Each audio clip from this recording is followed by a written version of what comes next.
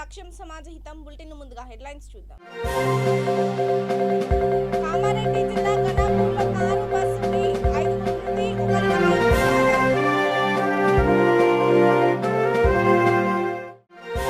లింగనపూడిలో TDP నేత పర్యటన, రైతులు డ్వాక్రా మహిళలకు రుణమాఫీ ఘనత తమదే.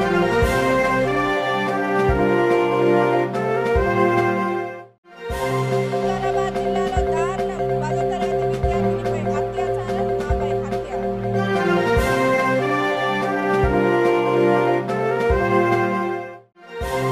మీర్పేట గణపతి ఆలయంలో ఘనంగా రుక్మిణీ కళ్యాణం, ప్రవచనకారులు పినాకి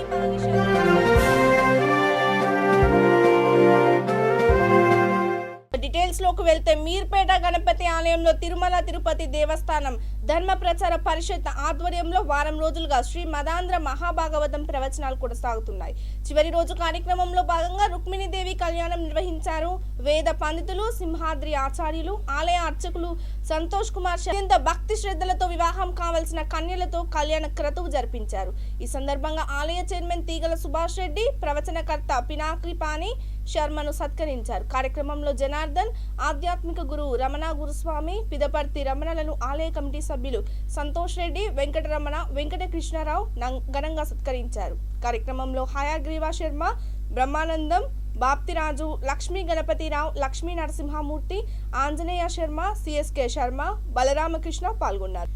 మహిళా భక్తులు శ్రీలక్ష్మి, శ్రీ సుశీల, శ్రీ మీనాక్షి, శ్రీ నాగశ్రీ, శ్రీ విజయ, శ్రీ సత్యవాణి, శ్రీ లీలావతి, శ్రీ అరుణ అత్యంత భక్తి శ్రద్ధలతో కార్యక్రమం జరిపించారు. అనంతరం పిడపర్తి రమణ భక్తులకు ప్రసాదం పంపిణీ చేశారు.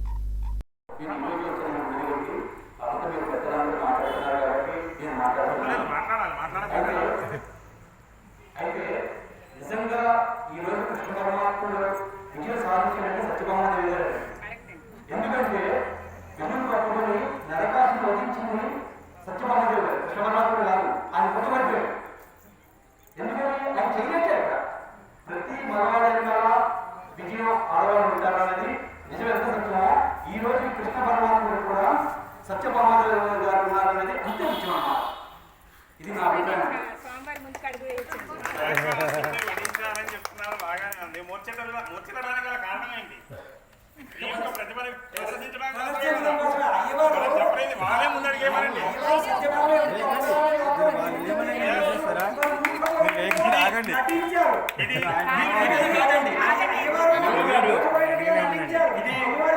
నిజంగా చెప్పాలంటే కృష్ణ పరమాత్మ గారు నటన కాదు. నటన వారైతే భార్యను ఎవరైనా దింపుతారా?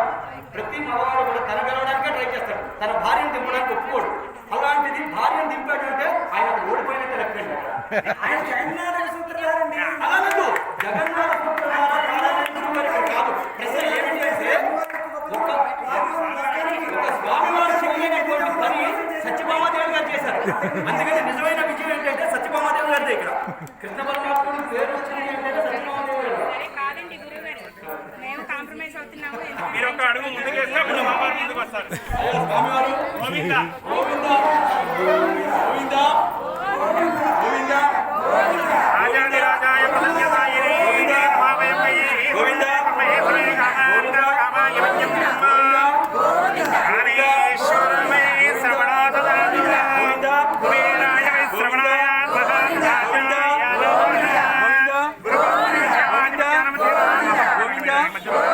గోవింద గోవింద గోవింద దేవదార్చనాథ పర్యంతం రాజాది రాజాయ ప్రసన్నసాయినే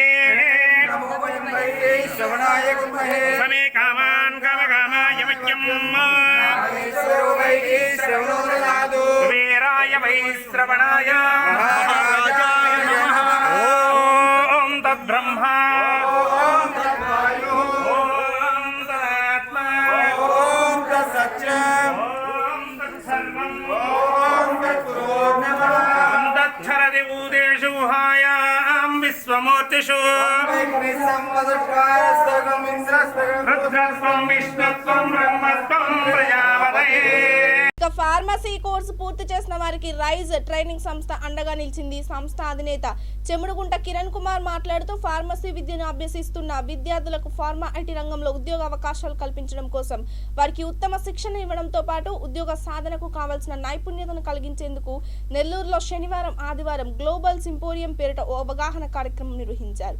నెల్లూరు, గుంటూరు, తిరుపతి, విజయవాడ, కాకినాడ, కడప ప్రాంతాలకు చెందిన 100 మందికి పైగా విద్యార్థులు ఈ సదస్సులో పాల్గొన్నారు. డాక్టర్ రమేష్, డాక్టర్ ప్రగతి, డాక్టర్ కార్తీక్రమం ఆధ్వర్యంలో ఈ కార్యక్రమం జరిగింది. నెల్లూరులో ఫార్మా స్ప్రింగ్స్ అవెండియా కొలాబరేషన్తో పార్ట్నర్షిప్ పై కాన్ఫరెన్స్ కండక్ట్ చేయడం జరిగింది. పిల్లలకి ఇక్కడ ఉద్యోగ అవకాశాల గురించి, రీసెర్చ్ ఇంపార్టెన్స్ గురించి కాన్ఫరెన్స్ అనేది రెడీ చేయడం జరిగింది. అండ్ ఒక 100 మంది పైగా ఫార్మసీ విద్యార్థులు, ఫార్మడీ పిల్లలు, బీఫార్మ్ విద్యార్థులు ఈ కాన్ఫరెన్స్లో పాల్గొన్నారు. ఫార్మా స్ప్రింగ్స్ కూడా ఒక సంవత్సరం సెలబ్రేషన్స్ చేయడం జరిగింది. It's a journal publications in Nellore. Pharma springs is really doing a great job in terms of publications and research, and Avenida have collaborated with them, and it's our pleasure to join hands with this conference. And ఇలాంటి conferences Nellore పట్టణంలో చాలా జరగాలని కోరుకుంటున్నాను. దీనివల్ల పిల్లలకి networking అనేది పెరుగుతుంది, communication skills అనేవి పెరుగుతున్నాయి. అదేవిధంగా వాళ్ళకి నాలెడ్జ్ అనేది, అవేర్నెస్ అనేది క్రియేట్ చేయడం అనేది మంచి పరిణామం. ఇలాంటి అవకాశాలు ఫార్మసీ విద్యార్థులు వినియోగించుకోవాలని వాళ్ళ నాలెడ్జ్. కృష్ణా జిల్లా సింగనపూడి పంచాయతీలో కైకలూరు నియోజకవర్గ టీడీపీ ఇన్ఛార్జ్ జయమంగళ వెంకటరమణ పర్యటించారు. రైతులు, డ్వాక్రా మహిళలకు రుణమాఫీ చేసిన ఘనత తమ ప్రభుత్వానిదే అన్నారు. కార్యక్రమంలో నారగాని వీర వెంకట నాగేశ్వరరావు, ముళ్లపూడి సత్యబాబు, పెన్మెట్స త్రినాథరాజు, శ్రీనివాస చక్రవర్తి పాల్గొన్నారు.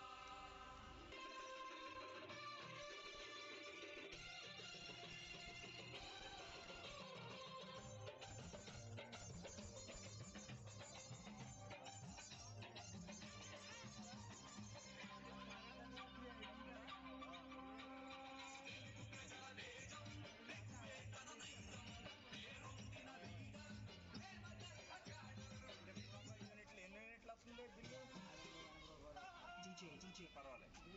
ఓకే, 300 యూనిట్లు ఏమన్నా ఖాళీ మీకు అవసరం ఉండదు.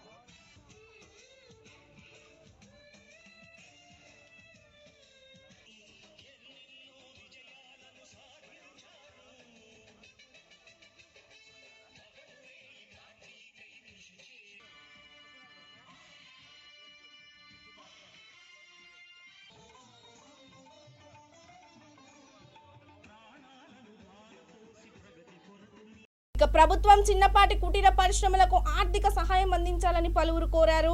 రాజన్న సిరిసిల్ల జిల్లా ముస్తాబాద్ మండలం బదనకల్ గ్రామంలో వెంకటస్వామి అను కార్మికుడు చిన్నపాటి కుటీర పరిశ్రమ ఏర్పాటు చేసుకుని జీవనం సాగిస్తున్నాడు. నేడు నూతన యంత్ర పరికరాలతో చిన్న కుటీర పరిశ్రమలు మూలన పడే అవకాశం ఉందని ప్రభుత్వం వెంటనే స్పందించి కుటీర పరిశ్రమలకు ఆర్థికంగా సహాయం అందించి ఆదుకోవాలని ప్రభుత్వానికి విజ్ఞప్తి చేశారు.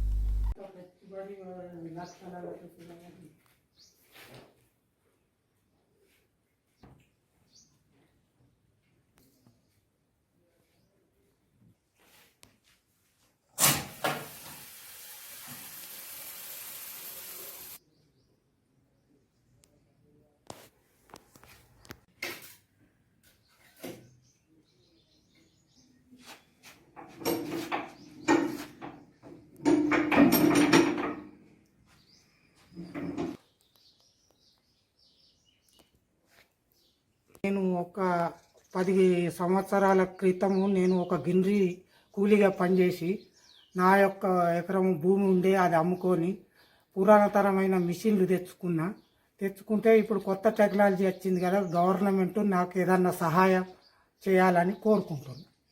కామారెడ్డి జిల్లా మాచారెడ్డి మండలం ఘన్పూర్ గ్రామ శివార్లో ఘోర రోడ్డు ప్రమాదం జరిగింది. ఈ ఘటనలో 5గురు అక్కడికక్కడే చనిపోయారు.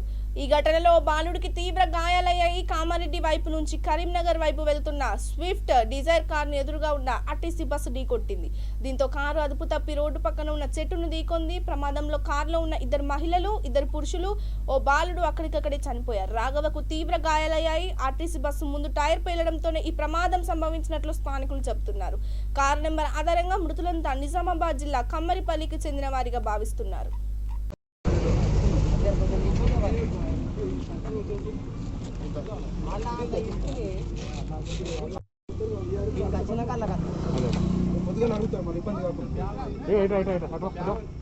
అమ్మ చేతిలో ఫోన్ ఉందన్న.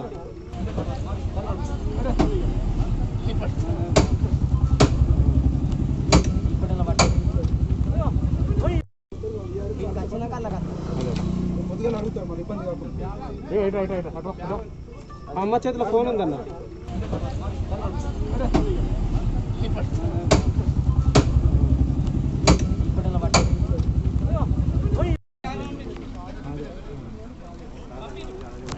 మెల్లగా మెల్లగా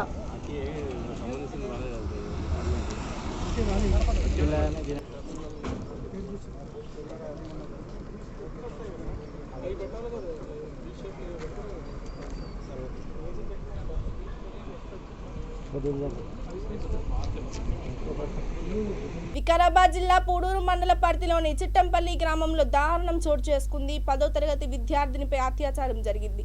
ఆపై హత్య చేశారు. తెల్లవారుజామున ఇంటి నుంచి బయటకు వెళ్లిన బాలిక తిరిగి ఇంటికి రాకపోవడంతో కుటుంబ సభ్యులు ఆందోళన చెందారు. నిర్మానుష్య ప్రదేశంలో శవం కనిపించింది. దీంతో కుటుంబ సభ్యులు కన్నీరు మున్నీరయ్యారు. ఘటనా స్థలాన్ని జిల్లా ఎస్పీ కోటిరెడ్డి పరిశీలించారు.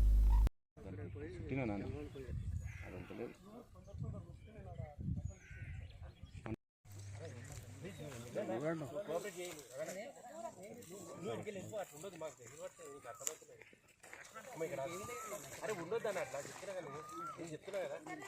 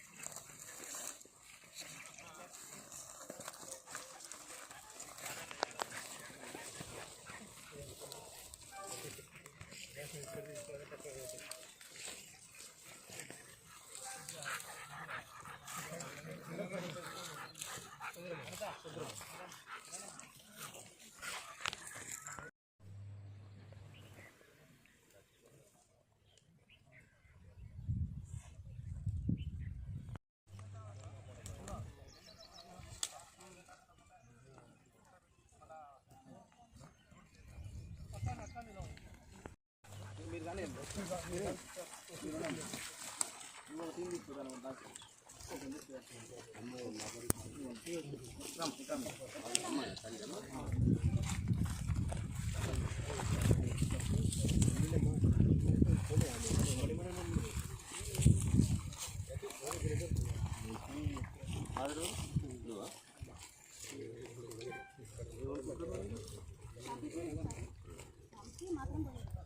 పొద్దుగాల 5:40 మా పాప లేచి డైరెక్ట్ చెంబడితో లోటనే రోజు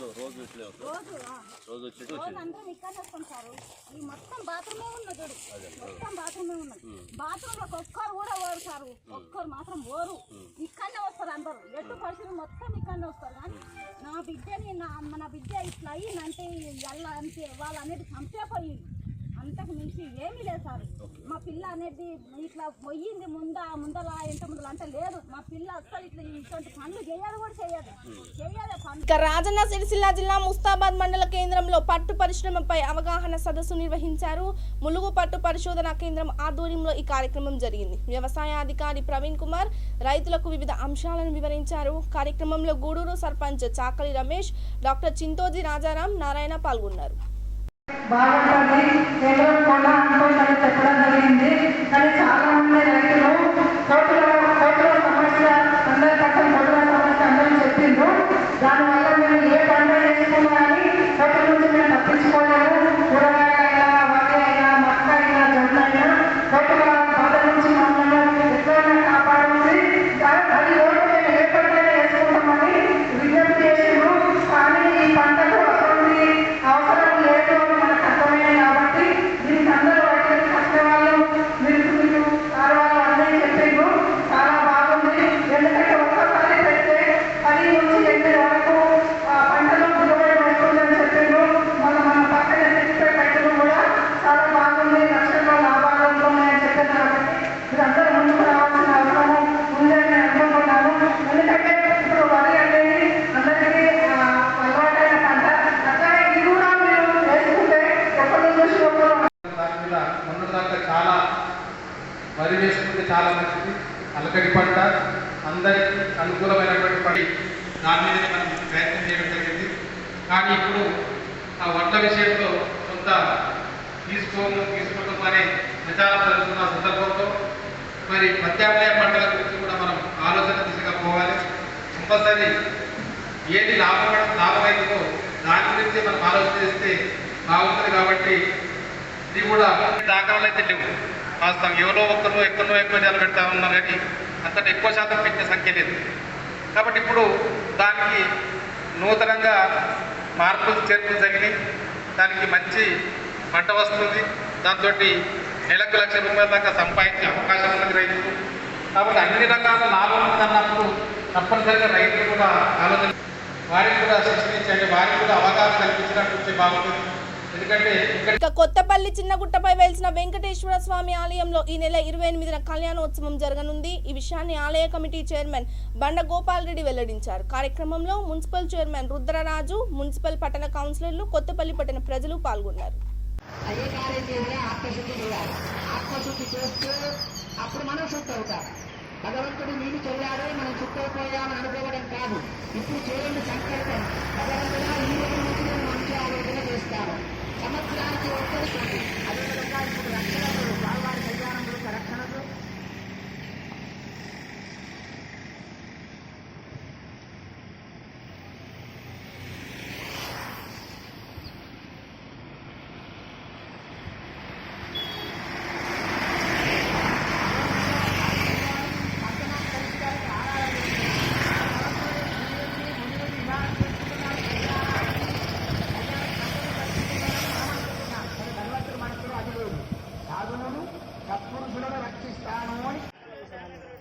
అలాంటి ఆ స్వామి 5 ఆయుధాలతో ఉంటారు. సుదర్శనం, పాంచజన్యం, నందకం అనేటువంటి ఖడ్గం, అదేవిధంగా శార్ధం అనేటువంటి ధనస్సు, సుదర్శనం, పాంచజన్యం, కౌముదికి అనేటువంటి గద. ఈ 5 ఆయుధాలతో ఉంటారు స్వామి. ఈ స్వామి కాదట, ఈ 5 ఆయుధాలు కూడా చూస్తుంటాయి. ఏకాదశి మహత్యములు చెప్తారు. స్వామి జరగకుండానే సుదర్శనం వెళ్ళిందంట, విశ్వామిత్రుడు. అది ఏకాదశి వ్రతమహత్యంలో చెప్తారు. అలాంటి స్వామి ఒక్క అమ్మగారితో ఉన్నటువంటి మనమే బిజీగా ఉంటే ఇద్దరు అమ్మగారితో ఉన్నటువంటి సామెత బిజీగా ఉంటారు. వాసుదేవుడే మనం రక్షిస్తారు. దయచేసి ఎవరు మాట్లాడద్దు. కంకణం నచ్చినా రాకున్నా భగవంతుడి సేవకు ముందే ఉంటాం. దయచేసి మీరు అందరూ నేను కంకణం కట్టుకోలేదమ్మా, నేను కంకణం కట్టుకోలేదు కాబట్టి దయచేసి ఎవరు కూడా మాట్లాడకుండా దయచేసి ఇక్కడ ఉన్నవాళ్ళు కట్టుకోండి. ఇంటికాడ నా కొడుకున్నాడు, కొడుకు వాళ్ళకి కొడుకున్నాడు, కాస్త ఇక్కడ ఉన్నవాళ్ళైతే ఇప్పుడు కట్టుకోండి అమ్మా. దయచేసి ఇక్కడ ఉన్నవాళ్ళకి కట్టుకోండి. కరీంనగర్ జిల్లాలోని కొత్తపల్లి మున్సిపాలిటీ పరిధిలో గల చిన్నగుట్టపై వెలిసినటువంటి శ్రీ శ్రీ వెంకటేశ్వర స్వామి కళ్యాణోత్సవాలు ఇంతకుముందు 126 సంవత్సరాలు కళ్యాణ వార్షికోత్సవాలు కాకుండా గత 6-7 సంవత్సరాల నుండి ఇక్కడ కళ్యాణోత్సవం జరుపుకుంటూ అదేవిధంగా అన్నదానం కూడా ఇక్కడ చేయడం జరుగుతుంది. శ్రీ చిన్నజీఆర్ స్వామి యొక్క ఆదేశాల మేరకు ఇక్కడ గుడి చిన్నగా ఉన్నది, విశాలమైనటువంటి ప్రదేశం ఉన్నది, కరీంనగర్ అతి సమీపం ఉన్నది. ఇంత మహత్తరమైన వెంకటేశ్వర స్వామి స్వయంభూ వెలిసినటువంటి దీన్ని మీరు డెవలప్ చేయాలని వారి కోరినందున వారి కోరిక ప్రకారంగా గత 3-4 సంవత్సరాల నుండి ఈ యొక్క ఆలయాన్ని నిర్మించడం కొనసాగుతున్నది. ఎక్కడికి పోకుండా కూడా కొందరు భక్తులు ఇచ్చిన కానుకలతోటి వారిచ్చిన డబ్బులతోటి దాదాపు 150 లక్షల వరకు ఇప్పటికీ ఖర్చు చేయడం జరిగింది. అదేవిధంగా ఇంకా కూడా 1 కోటి రూపాయలైన ఇక దేశవ్యాప్త సమ్మెకు రామగుండం బీదర్మల్ విద్యుత్ స్టేషన్ ఇంజనీర్లు, ఉద్యోగులు, కార్మికులు సంపూర్ణ మద్దతు ప్రకటించారు. భోజన విరామ సమయంలో ప్రధాన గేట్ల ఎదుట ధర్నా నిర్వహించారు. విద్యుత్ ప్రైవేటీకరణ వల్ల సామాన్యులు ఇబ్బందులకు గురవుతున్నారంటూ ఆందోళన వ్యక్తం చేశారు. ఈ బిల్లులను రద్దు చేసేదాకా పోరాటం కొనసాగిస్తామని పేర్కొన్నారు. రాష్ట్ర ప్రభుత్వం కింద నడుస్తున్నటువంటి టీఎన్జెన్కో, ట్రాన్స్కో, డిస్కామ్స్ వాటికి కూడా ఎటువంటి హక్కు లేకుండా పోతుంది. సో రేపు ఇవి దివాలా తీసే పరిస్థితికి వస్తాయి రాష్ట్ర ప్రభుత్వాలు. అదేవిధంగా ప్రజలకి వాళ్ళు చూస్తున్నాం, మనం ప్రైవేట్ సంస్థలకు వెళ్ళిన తర్వాత వాళ్ళు ఏ విధంగా రేటు పెంచుతారో మనం చూస్తున్నాం. మనకి ఇప్పుడు ఇచ్చే 5 రూపాయల విద్యుత్తుని రేపు 10 రూపాయలు, 20 రూపాయలు చేసినప్పుడు ఆశ్చర్యపడాల్సిన అవసరం లేదు.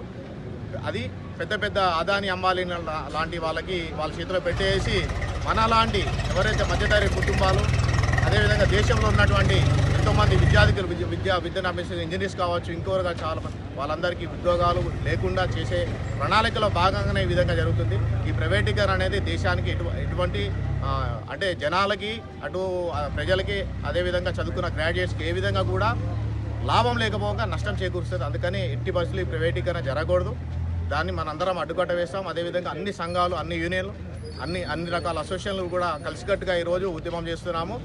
ఈ ఉద్యమం సందర్భంగా కేంద్ర ప్రభుత్వానికి మేము హెచ్చరికలు కూడా జారీ చేస్తున్నాము. దీనిని మీరు ఇమ్మీడియట్గా విత్డ్రా చేసుకోకపోతే ఎటువంటి కార్యాచరణకైనా మీ అసోసియేషన్లన్నీ కూడా, అన్ని కార్మిక సంఘాలు, అందరు ఉద్యోగస్తులు కూడా మీకు మీ రాష్ట్ర ప్రభుత్వం కింద నడుస్తున్నటువంటి టీఎన్జెన్కో, ట్రాన్స్కో, డిస్కామ్స్ వాటికి కూడా ఎటువంటి హక్కు లేకుండా పోతుంది. సో రేపు ఇవి దివాలా తీసే పరిస్థితికి వస్తాయి రాష్ట్ర ప్రభుత్వాలు. అదేవిధంగా ప్రజలకి వాళ్ళు చూస్తున్నాం, మనం ప్రైవేట్ సంస్థలకు వెళ్ళిన తర్వాత వాళ్ళు ఏ విధంగా రేటు పెంచుతారో మనం చూస్తున్నాం. మనకి ఇప్పుడు ఇచ్చే 5 రూపాయల విద్యుత్తుని రేపు 10 రూపాయలు, 20 రూపాయలు చేసినప్పుడు ఆశ్చర్యపడాల్సిన అవసరం లేదు.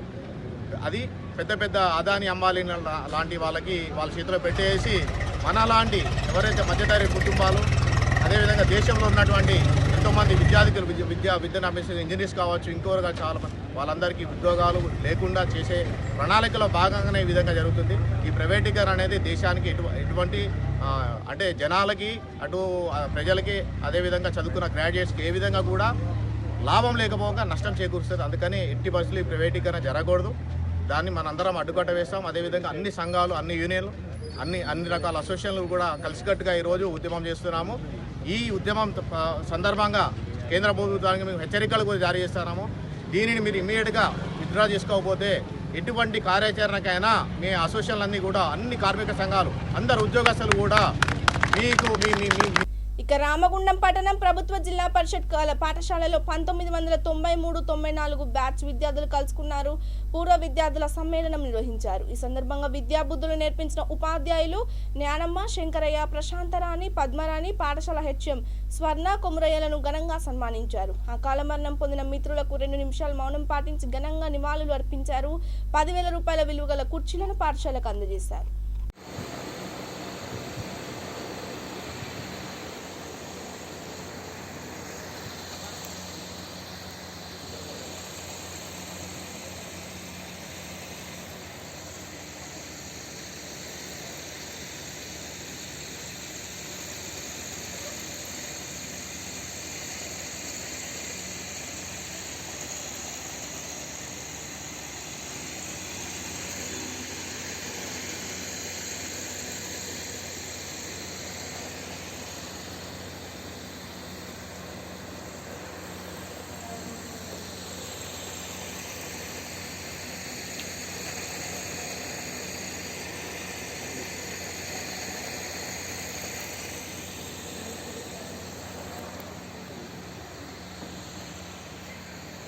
మిత్రులారా థ్యాంక్ యూ.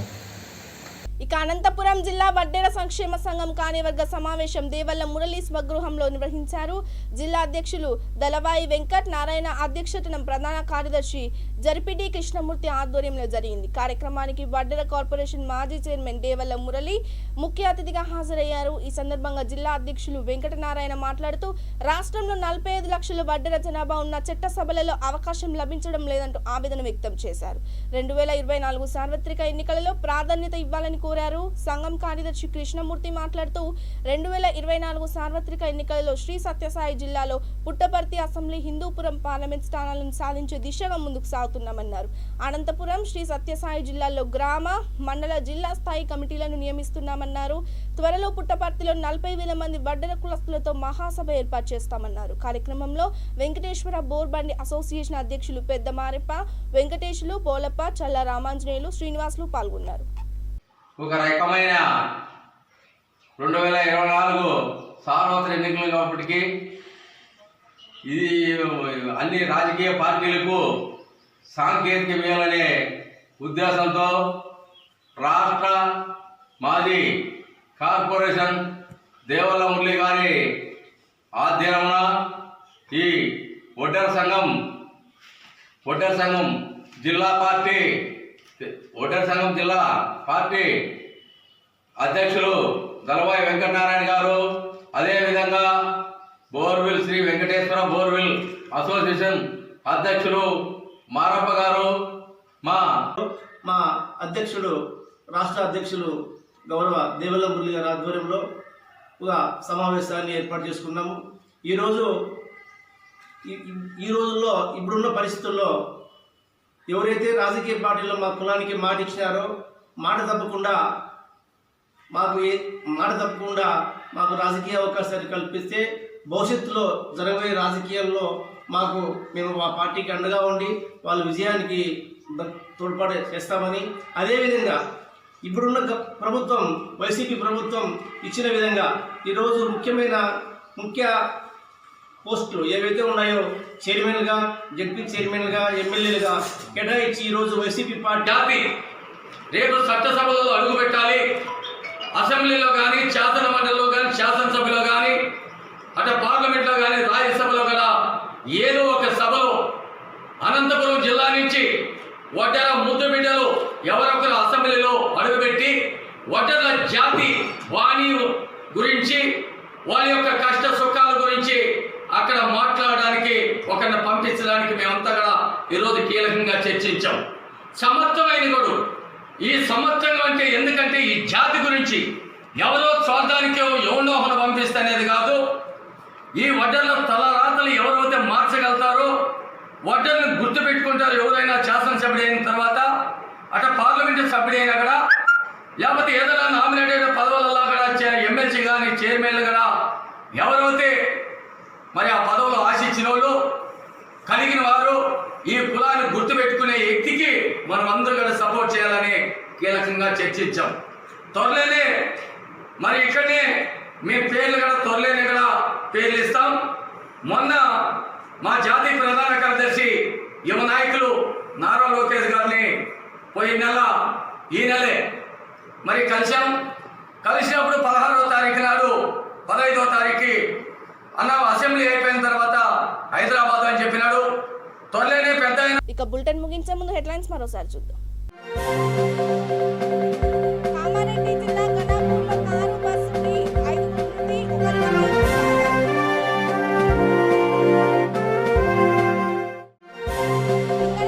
టీడీపీ నేత పర్యటన, రైతులు డ్వాక్రా మహిళలకు రుణమాఫీ కనుక వికారాబాద్ జిల్లాలో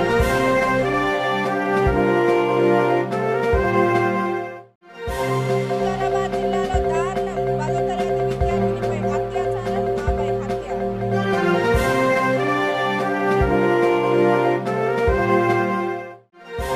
వీర్పేట గణపతి ఆలయంలో ఘనంగా రుక్మిణీ కళ్యాణం, ప్రవచనకారులు పినాకి పానిశెట్టి.